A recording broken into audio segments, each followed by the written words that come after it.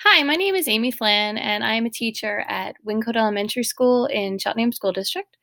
I am currently the K to 4 media specialist. And I want to talk to you a little bit today about the way we use technology in our school for a program called WeTV.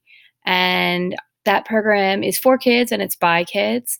The way we created it was my principal came to me and she said, our scores in writing and responding to questions are tanking. And we have a lot of reluctant writers, we have a lot of reluctant readers, we have kids who don't want to research. Can you think of an idea that would help with that? So I came up with this idea of WeTV being Wingcote Elementary TV, but it kind of was a cool, catchy name. And we decided that this was a way to hit them because, every kid wants to be the next YouTube star. So that's kind of where we got the idea. So before we began, we talked to the kids about the why. Before we talked about the what. Why do other people want to hear our story? Why would we want to hear other people's stories? Why would we want to share our stories? And we based a lot of our learning using that 21st century learner model of critical thinking, communication, creativity, and collaboration. And we all went through that through the lens of empathy. We kind of tried to find stories that would be important to our school community. We started off with the students in mind. So they did the research, they created the studio, they tried out all different technology tools, they researched which ones would be the best. And then we went about purchasing those. So as you can see here in the pictures, it's students, researching. That's their studio that we created last school year. Before that, we had it in a little closet space. And that's the kids trying out some of our newest equipment. We communicated through Google Classroom, which is kind of tricky with third and fourth graders because many of them haven't had this opportunity yet. But we found really quickly that they used it for everything. That's where they set up their crews. That's where they added research topic ideas. They would talk about people they wanted to interview, how they were going to contact them. And they would also use that to contact me for taping dates. I really only see classes for 55 minutes a week, sometimes twice a week, most of the times once a week. And then we would meet as a whole group after school once a week. And so, they use this as the way to, keep in touch with me and each other throughout classes.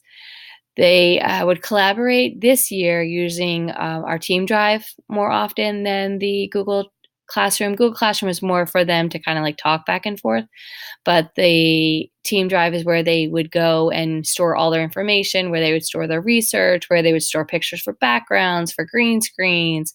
We had a feedback form. We do have a feedback forum for them to share feedback after a clip to see what we think, how we'd improve, sound, etc. So the creativity occurs when they find a new tool that they want to add to the broadcast. There's several other ways that creativity happens, but this is one of the coolest ways it happens. You'll see real quickly in this video. Oh boy. They're really looking up.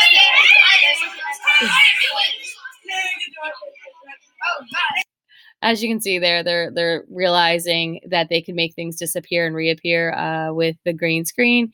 And so the coolest thing was by the very next broadcast, they found a way to add that in because that was something they really liked.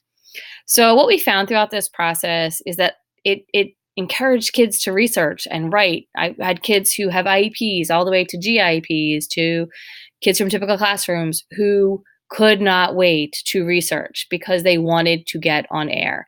And it's transformed into their other classrooms. They're not just doing it for WeTV, they're doing it for book talks, they're doing it for class projects and presentations. They really learned the importance of writing for an audience and with focus. The speaking and listening improved because they would watch their videos back and they would say things like, oh, I sound like that, or oh, that didn't make any sense, kind of the way I'm going to do after I watch this.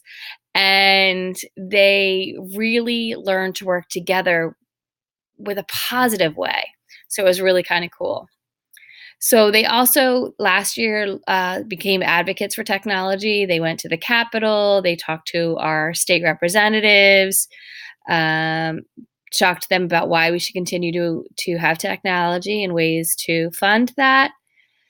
This is a really cool thing they did. We have a local sports Super Bowl champion who went to our school, and they reached out to him. He's a current pro athletic trainer. He trains several Eagles and several other pro athletes throughout the country. And they researched him and they emailed him and they set up this whole interview.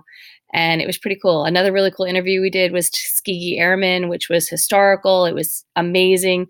So it's all different topics. It's not just classroom based, it's really interest based. And as you can see here, this is, you give them ownership and they have the voice. It's totally student driven. They run the show.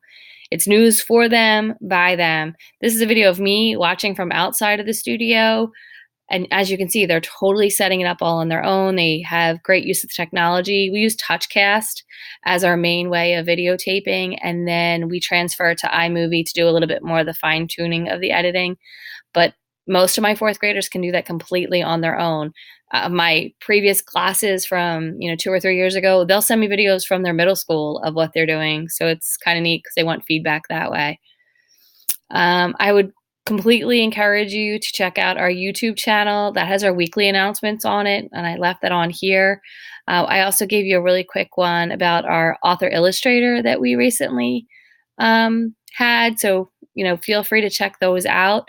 If you have any questions, feel free to email me. My email is aflynn@cheltenham.org. I would totally be happy to answer any questions you might have about how we go about it and how we do it. I encourage you to try it because it really gives them a voice, truly. And it gives them a opportunity to interact with technology for more than just a game and for more than just keyboarding skills. So I hope you learned something new and enjoy the rest of your classes.